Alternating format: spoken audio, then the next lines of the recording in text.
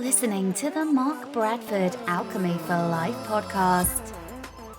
If you've ever dreaded learning, you'll appreciate this.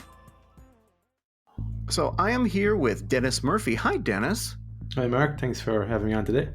Oh, I'm very happy to have you on. I look forward to chatting. So as I normally ask people, let's talk about what you do and then who you are. So tell everyone what you do.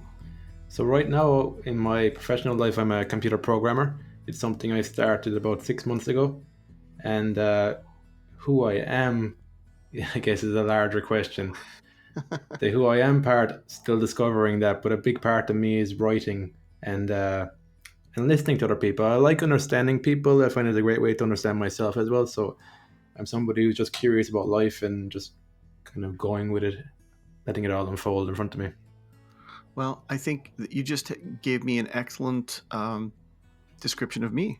We have a lot in common in which we both have sort of a background in programmatic stuff and logic stuff, but we also enjoy talking to people and understanding things as the bottom line, I think. I think you and I are driven to understand, and you are driven to understand the mind like I am, but you're also driven to understand language, correct? Yeah, language, I guess, is my background. I got into computer programming through looking at it as another language to learn, which is a bit different, I think, to how a lot of people will think about programming. And yeah, I learned French. I think around the age of 14, I got an interest in French, and that led to language hacking. I started learning Spanish and Italian in a different way from what I was taught at school. And yeah, I started seeing it as I suppose through languages, you start learning the importance of body language and just like interpersonal communication skills, and as well getting out of your own way. Like I found with language learning, you face a lot of your like anxiety of meeting new people and you're speaking another language, and there's all these self-doubts and stuff. So in hindsight, I learned a lot about the mind and overcoming my self-doubts and overcoming my anxiety and fears through learning French. Boy, that's a good one. That's saying that body language is a language is absolutely correct. I've really never heard anyone else mention that body language is also a language, and it is. I mean, there are people who talk and teach body language studies all the time. There's someone on YouTube who does an awesome job of doing that. I think she's called Body Language Ghost or something, and she she reviews lots of fairly famous clips and things and goes through the language of the body and how people communicate. So yes, I think we are creatures of movement and looks that convey so much. And so you said you also learned French at 14. Have you learned any other languages as well? Yeah, so Spanish and Italian. Then when I went to France around the age of 22, I started coming across language hacking. So it was a new concept to me, like what they were talking about, like speaking from day one. And I came across word usage frequency. So I was paying more attention to frequently used words and I'd learn it. So it was accelerating my learning that way. And in Spanish and Italian are within the same language family as French. So once I'd mastered the word structure in French, I found it easy to transfer it to Spanish and Italian. And so that they were the two languages I learned after that. I'm learning a little bit of Japanese at the moment as well. And I just like learning new things. And I guess language gives me a new perspective on life. It gives me access to a different culture, a different way of thinking. I never really thought about languages like that when I was younger. I just saw it as like new words to learn. But there's so much more to a language than the words. You're also picking up on the culture and the thinking there and stuff. And you learn a lot about, the fluidity of your thinking as well. That like you're malleable. Right. And you also probably have discovered that you actually can think in a different language. And then sometimes certain kinds of concepts are easier to think about in a separate language versus one that you might be familiar with. So like something might be easier to think about in German than it is to think about in English, because the Germans have that concept down pat and they have a lot more words that describe it. Another thing I noticed with certainly with French, I found there was a distance from the language, the words itself, than I did from English. So like things that were like emotionally charging for me in English didn't have the same charge in French, because there's a certain distance with the words.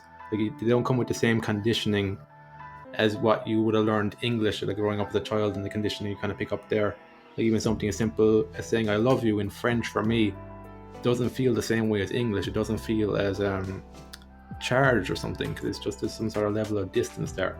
And so when I was in France, I started thinking in French. All right, now I think in French I'll think in French, But with Spanish and Italian, because the level isn't as good as my French, I think I'll think in English first and translate a bit. Or maybe I don't actually. It's I can remember that when I was in school, I was always thinking English and then translate to French, and that's very, very heavy mentally. It's a lot. It's Mm-hmm. very mentally draining. It's when you start thinking in the language itself that it becomes easier. It becomes less of a chore. Like this, I think with French, and if there's a certain kind of word I'm not picking up on, then I'll tend to think about it in English. But generally, I'll speak it in French, and I won't even like consciously have to think about it as much anymore. So speaking programmatically then, when it comes to Italian, you were sort of porting the code over and having an interpreter, but with French, you actually had recompiled it and you were just running it natively. That's sort of what you were doing, right? Yeah, it was a funny thing because like when I was learning Spanish and Italian, I was in France, so I was even buying books like verb books, French to Spanish and French to Italian. So it was interesting kind of experience. And what I was basically doing was picking out the keywords and picking out the key verbs, and I was listening to native level stuff straight away, just short clips, and my brain would hone in on like the keywords in the conversation. So I pick a topic like football, and I know words like halftime and performance, that type of thing is going to come up. So after a few weeks, you start picking up on those words, and then you start making sense of things. So I started to start looking at the meaning of things rather than just like getting bogged into the individual words. Mm-hmm. You have sort of the ethereal concepts of things. And speaking of the mind, you actually published a book recently called "Taking My Life Back," and you talk quite a bit about the mind. So, can you tell us a little bit about what caused you to write the book? Yeah, so it's been a book in the making for the last, I guess, 9 years. Like around the time I learned about language checking, I also I basically had a break from reality. I experienced like a psychotic episode. It lasted about a week long, where I was having delusions, hallucinations, extreme paranoia, and eventually I was given the label of psychosis. That was what was going on in my brain. It was in a state of psychosis, and then I got the medication, but I wasn't happy that that was the fix for me. I saw it as an opportunity to really delve into the mind and understand and break down like what was the issue here. And I've written about it in the book. It's like for me it was it was a simple thing, but a very complex thing as well. There's a lot of sifting through stuff. There's simple principles, but I find with the mind and anything that's kind of abstract in nature, the key is to bring it back to your own life and contextualize it and go, how does this apply to my life, so I can actually make progress and start understanding myself better through this information. So the language and the psychosis, it kind of happened hand in hand. I was like I was mentioning there with the language hacking, I was starting to look more towards the meaning, and even with psychosis, I was looking at metaphors in my brain. So everything was being tied back into paranoia. It was metaphorical, what people were saying to me, rather than looking at the words. So there was a bit of an overlap there, and because I guess I had so much passion about language hacking, and I realized that there's actually a different way to learning than what I thought about learning in the school. I guess I had a training ground in. I was like, I can start applying things. I can start really finding out what learning means to me and how do I apply it to my life. And it made you angry. Or which made me angry? The passion. There was a bit of anger involved in the passion as well.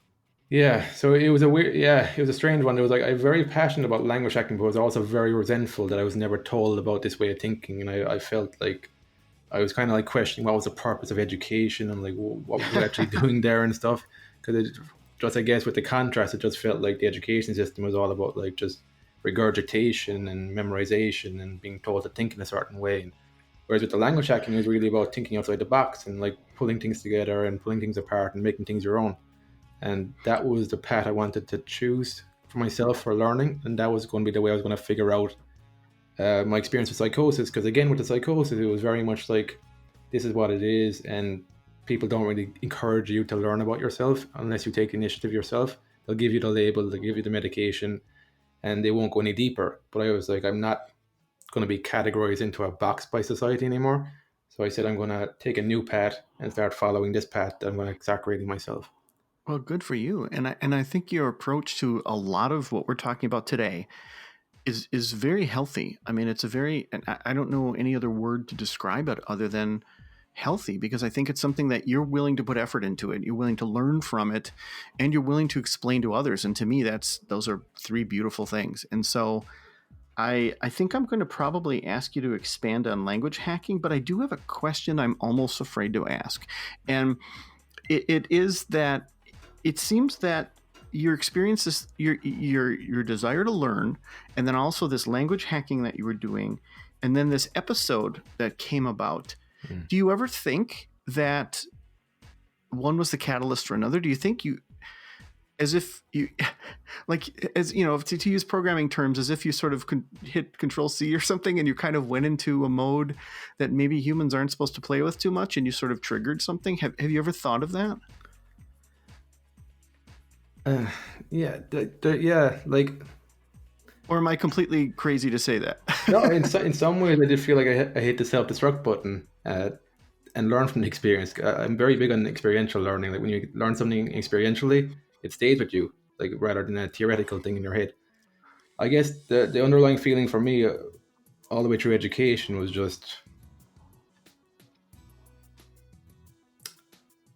I felt like I liked learning. I felt like I liked reading all along, but it was just the society I was kind of brought into. I always felt like I was conditioned to look at it as like a bad thing, like something I didn't want to do, and that's something that's just something I started internalizing and believing. And I guess then when I came out the other side and I saw language hacking, I was like, this is what learning was supposed to be like for me. And I guess I had so much resentment in about the system and stuff, and it's a hard one to kind of go down. But I did. There is a kind of a sense, all right, that it was I kind of reached a point in my life where I listened to a lot of what society tells you, and I just kind of like I felt kind of numb. I just felt like, no, totally. I felt kind of numb, but at the same time, then I could see it in the other students when I was teaching in France. That's what got me into language hacking. It was I wanted to show them that there's a new way to learn, and that I could inspire them to learn if they put their mind to it. And that didn't really seem to get across to them either. They still didn't really seem to get into it.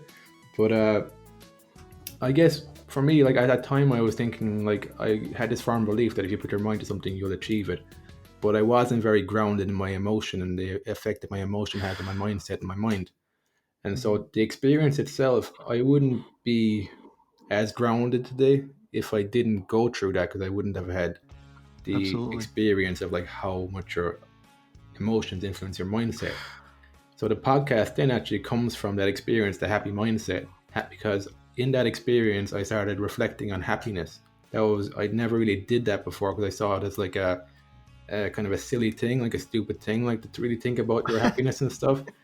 But it really helped me in that situation, that dark situation, where I was like, kind of everything went out the window, and I was like, shut out everything. And I was like, that was one of the things I started thinking about. It was like, what does happiness mean to me? Forget about everybody else. What does it actually mean to me?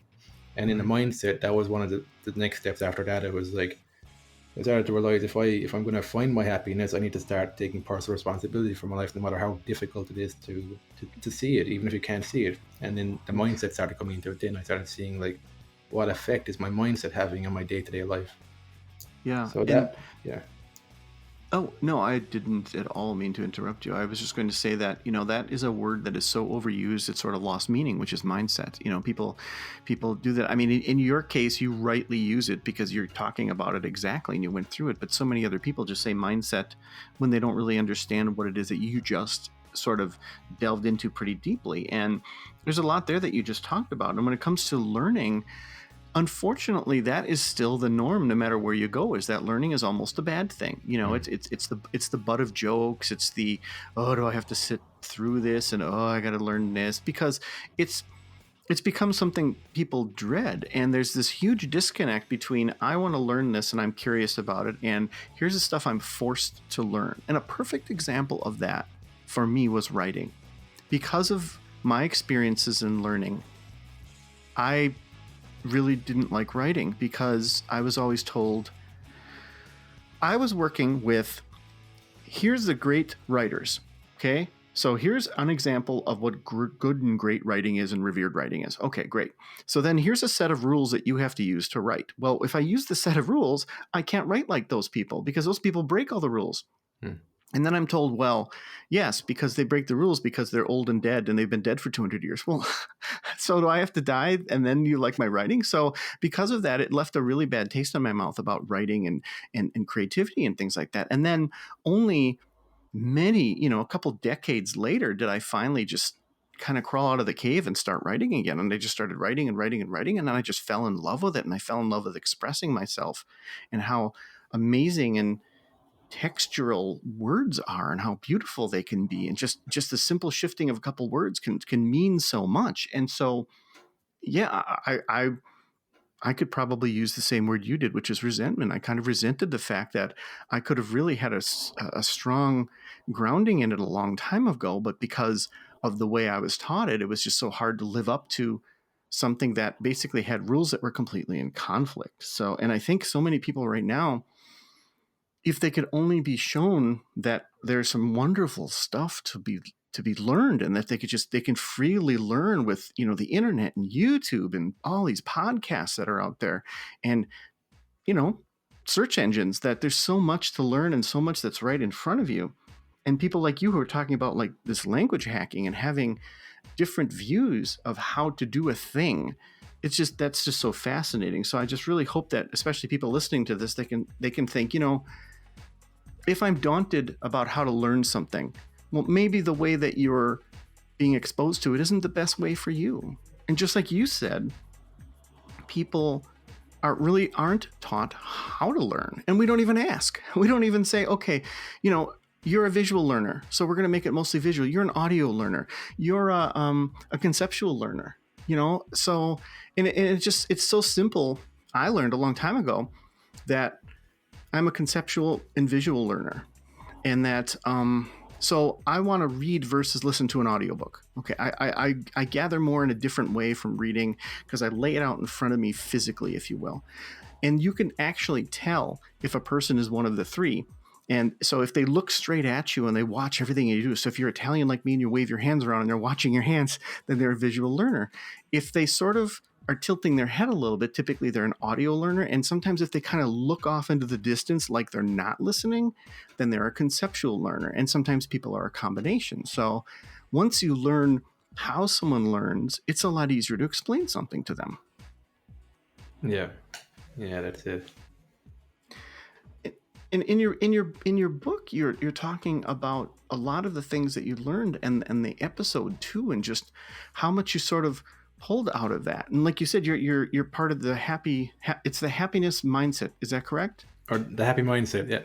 The happy mindset. I'm sorry. Yeah, the happy mindset. That's what it is. Okay, and that's where, like you said, you are learning what makes you happy. And you're right. There's also a stigma on that with people where you almost feel guilty trying to make yourself happy. I mean, people use selfishness as a label for that, but then you're told you should have self-love and this and that and the other thing, and then everything sort of gets kind of caught out in the weeds, and then you don't realize, and then you go back to work because you're like, well, I still got to pay the bills. I don't care what makes me happy anymore. So how do you get through that? How do you explain that to people about trying to make themselves happy and find what makes them happy, but at the same time sort of pay the bills? I guess it's true experience. I just talk about my experience. I think that's probably the best indicator. The biggest problem I found is that like people will zone in words, but they won't actually take the time to see the nuance to it and actually see the story behind it. So if somebody actually read my book and they saw my trajectory, they'd understand like happy mindset isn't a shallow thing. It was actually a very deep thing that actually happened to me. And like initially, just the name for that podcast was very uncomfortable for me to actually have, because I know that I was going to face that perception of people thinking it's about faking happiness or whatever they have in their minds about them. So I guess it's from just sharing. I share kind of my experience so far. Like I'm very much somebody who goes after their dream, but not in a reckless way. Like I realize that can cause unnecessary suffering to a lot of people. But I'm trying to help people to understand the nuance. It's not a matter of chase your dreams and go all in and burn all bridges or stay stuck. It's not like that. It's like you grow and develop and evolve as a human being as you face your fears and you do things that are a little bit uncomfortable each day. So I'm taking the step-by-step approach to achieving your dreams. And that's kind of the way my life has panned out. It's taken me 9 years to write that book, and which I'm very proud of today. which I know can help a lot of people who are in a similar situation. Or like, it's great even getting the feedback from people who've written or read the book, that like people pick up on different things. So a lot of the people who've read it, from what I know anyway, they haven't gone through what I've gone through, but they can still relate to it, and they're actually finding it helpful, which has been great for me. And to be able to simplify the process as well, like Yes, and that's what I'm driven by. It's like understanding my life. How I understand my life is by simplifying it, and then I can mhm. share that with other people to start pointing them in a direction that's grounded in reality. So like I'm very big on people using their own words, simplifying things, and that's how I go about it. That's how you can find Right. happiness then. Right. And you definitely hit it on the head that, you're trying to explain something to somebody, or you use a term or a word or a concept, and that term or word or concept has sort of been overused. It's the same thing with like people who do coaching to try to coach people to like get more out of life or what have you. I mean, that's been done to death, to the point where if you legitimately have a system in place, and I'll use me as an example. I created this system to help people with time, energy, and resources. I kind of had a scientific approach to it, but everyone else is just like, oh yeah, we're going to coach you to do that thing, and yay.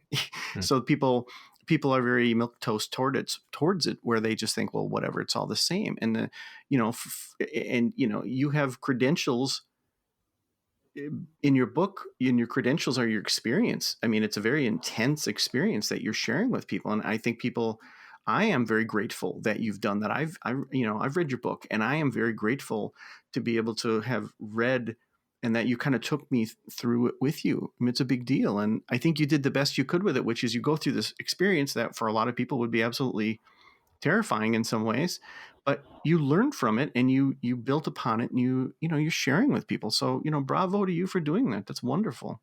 Thanks. Would you say that there is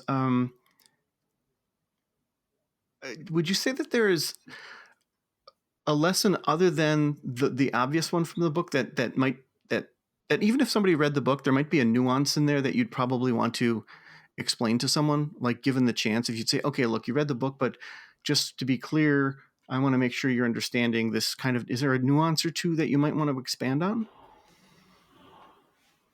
Does that make sense? Yeah, it makes sense. Yeah, I suppose the biggest thing I want to get from people, biggest thing I want people to get from the book is to question things, to actually think about like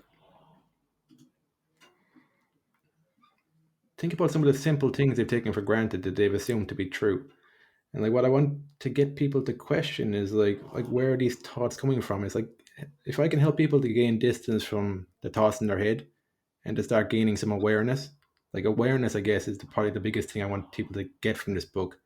Is that when you start building awareness in yourself, you start like removing a lot of the psychological pain you're going through that you don't have to go through.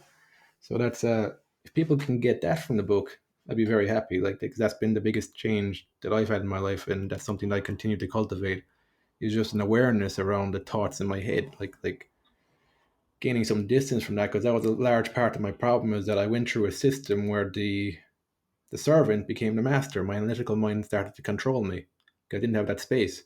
And so I want to help people undo that if they've gone through the same experience as me, where all their self worth and all their validation was coming from the things outside of themselves because their analytical mind was in control. I want people to start becoming aware of the fact that they don't have to have that as their experience, that they can start using an analytical mind as a servant rather than somebody who's controlling them and mastering them. And so that's kind of how I've been able to learn quicker today, because not as much of my self worth and self identity is attached to things anymore. So it frees up my analytical mind to actually do what it's best at, is like problem solving, breaking things down and stuff. Because for me, like computer programming isn't something that came natural to me. It was something that once I'd freed up a lot of space in my mind, I was able to actually focus and build that skill set. So that's what I want to get people to start thinking about and start realizing how important awareness is in your life for just a sense of happiness and also to achieve success in your life as well. Like when you have less on your mind, when you've got distance from your thoughts, you can actually use that as like something that will serve you rather than something that's controlling you. And that last point, I think a perfect example, and correct me if I'm wrong, but I know exactly what you're talking about this freeness, because a perfect example of that is if you used to putting things off, and then and they start to pile up on your shoulders, and you're driving around and you're like, oh my God, I'm stressed and this and that. If one day, for some reason, whether it's a New Year's resolution thing or you're just having a great day, you decide to do things right away. Like normally you let a bill sit on your counter and you wait and then you pay it, but you decide to pay it right away. Like the instant you get the bill, you take it and you mail it, and you do a couple other things like that. Then you get in your car and you're driving and you think, oh my God, I'm forgetting something. Why do I feel so free? I'm like, did I forget to put pants on? And then you realize it's because you didn't throw all that stuff on your shoulders. And it's kind of like what you're talking about, where your mind has more space. Because now you don't have to worry about your short-term memory being filled up by the 20 things that you should have just taken care of on the spot.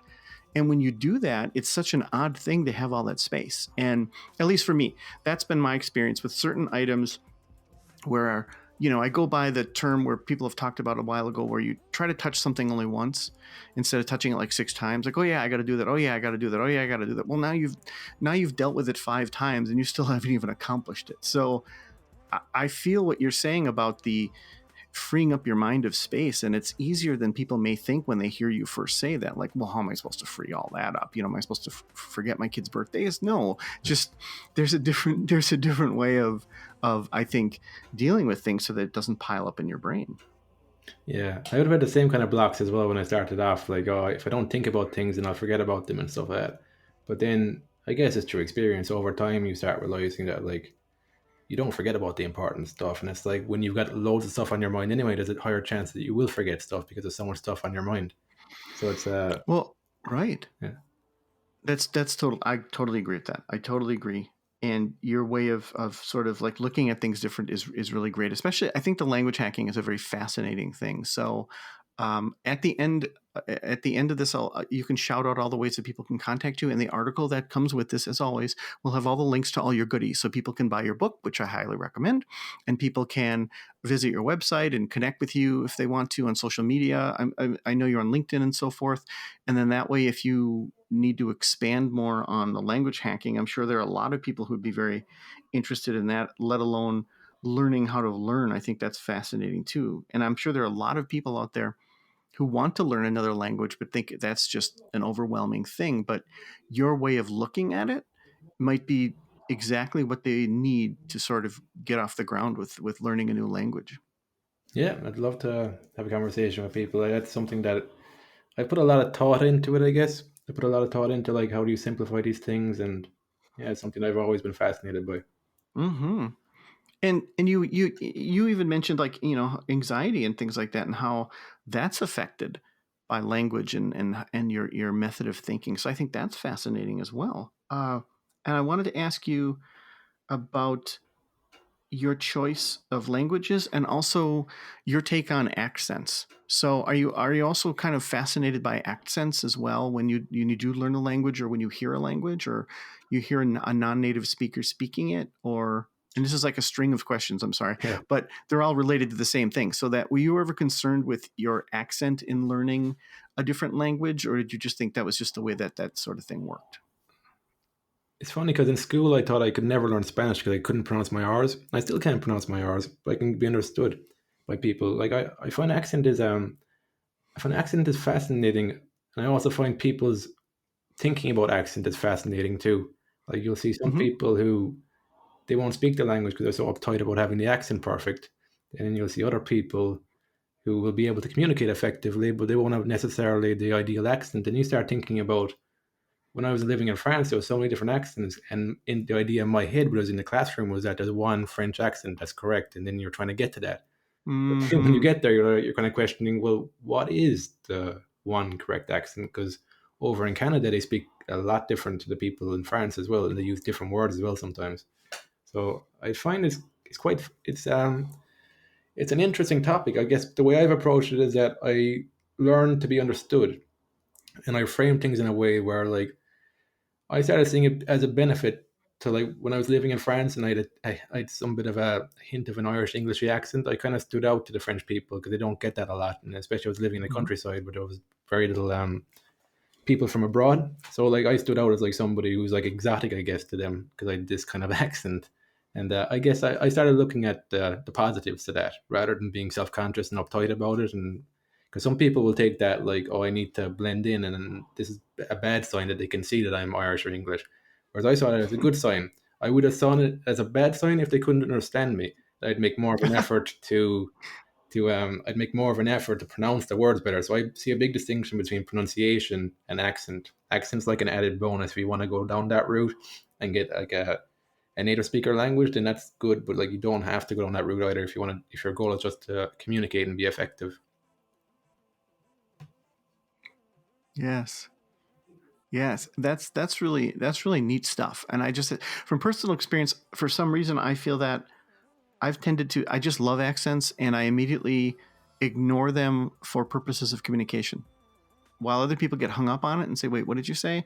For me, I find it's very easy to ignore an accent once you get it and just kind of enjoy it. I mean, enjoy it and then ignore it. And I don't think a lot of people think that way. I think they get hung up on it, and it slows down their communication for some reason. Again, it's an insecurity I found with languages that like a lot of these insecurities are invisible to people. They don't even think about it. I didn't think about it either, because that's not the way you think about languages in school.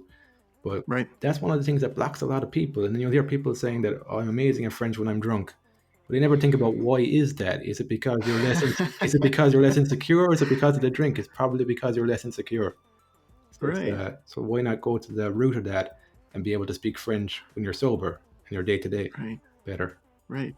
So it's and speaking of that, one last thing, unrelated to us talking today, I had stumbled on a number of videos actually on YouTube of people and stories, that legitimate stories of people who had head trauma and suddenly could speak another language, a language they could never speak before. At least they didn't think they could ever speak it, but they spoke it very, very well. Just like people who developed musical ability after having head trauma. And the commonality between these is everyone had been essentially just struck very hard in the head.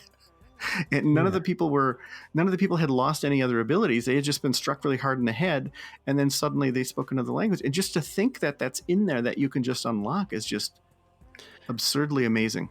Yeah, it's all about unlocking the potential. I think a lot of the time we just get in our own way. And it was from... Yes. Because that's probably one of the key takeaways from the book too, is that like, because of what happened to me, I made the decision that I'm going for it in life. I'm going to just forget about what other people say, what they believe. So yeah, I started questioning beliefs. And then as I started making progress, then I started like not believing the stories that generally people will believe. Like, and then I started like seeing that effect play out in real life more. So it is amazing though, like the capacity of the brain and the mind. Mm-hmm. It's just we're not using it because we weren't taught to use it a lot of the time. Right. And I think it shows. And I think you're doing really good stuff. And I'm sure if I check back in a year or two with you, you'll have done some other amazing things as well. So, and hopefully we can do that. And speaking of checking back, is there anything, I don't want to take too much of your time, so is there anything else you'd like to give sort of a shout out or mention before we close out? Well, I guess like if somebody's listening in, I guess what I'd like them to take away is that like learning can change your life. It's got the potential to change your life. And like when you develop the habit of learning and changing how you see the world, like things change over time. And like if you want to find out more about me, I'd say go to the Happy Mindset, listen to the podcast. I interview a lot of different interesting people, including you, Mark. And yeah, I guess as well as like taking an interest in other people and having empathy. But empathy has been a key thing for me. Empathy helps you to understand yourself better, accept some of the dark sides to yourself, and then understand other people better as well through that. Perfect. So perfect. What an awesome summary. Thanks.